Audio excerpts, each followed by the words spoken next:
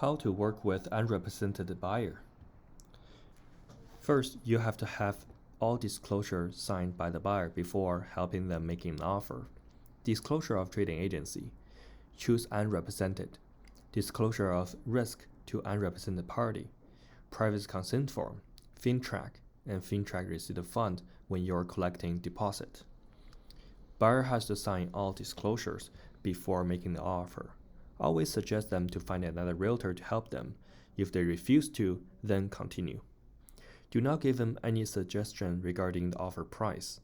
You can only give them factual information like how many bedrooms, what's the lot size, and what is the square footage of the house, stuff like that.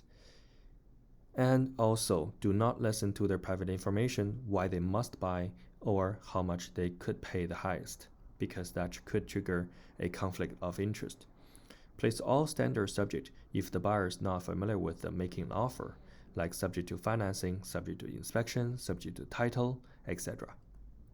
If buyer requests to remove subject from the CPS, make sure they understand the risk and make sure they sign a waiver